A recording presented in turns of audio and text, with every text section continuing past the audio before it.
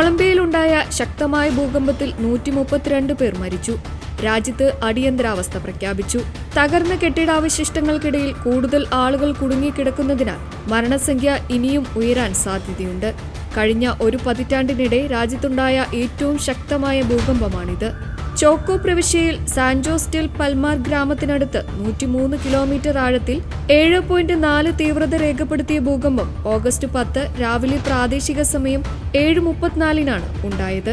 പടിഞ്ഞാറൻ കൊളംബിയയിലുടനീളം 100 കണക്കിന് മൈലുകൾ ചുറ്റളവിൽ ഭൂചലനം അനുഭവപ്പെട്ടു. അയൽ രാജ്യങ്ങളായ വെനസ്വേല, ഇക്വഡോർ, പനാമ എന്നിവിടങ്ങളിലും പ്രകമ്പനം റിപ്പോർട്ട് ചെയ്തു. ഭൂകമ്പത്തിൽ 480-ലധികം ആളുകൾക്ക് പരിക്കേറ്റതായും 1500-ലധികം വീടുകൾക്ക് കേടുപാടുകൾ സംഭവിച്ചതായും ഔദ്യോഗിക കണക്കുകൾ വ്യക്തമാക്കുന്നു.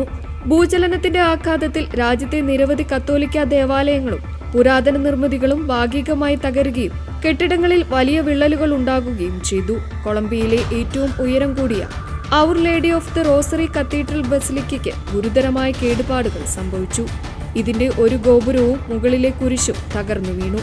കാപ്പി കൃഷി മേഖലയായ പെരേര നഗരത്തിൽ ഏറ്റവും കൂടുതൽ ആളുകൾ മരിച്ചത്. മെട്രോപൊളിറ്റൻ പ്രദേശത്ത് മാത്രം 40ഓളം പേർ മരിക്കുകയും 65 കെട്ടിടങ്ങൾ തകരുകയും ചെയ്തു. നഗരത്തിൽ കർഫ്യൂ പ്രഖ്യാപിച്ചിട്ടുണ്ട്. കാലി, മാനിസാലസ്, കിബിഡോ, മെഡ്ലിൻ തുടങ്ങിയ പ്രമുഖ നഗരങ്ങളിലും കനത്ത നാശനഷ്ടമുണ്ടായി. കാലിയിൽ മാത്രം 32 കെട്ടിടങ്ങൾ തകർന്നു വീണു.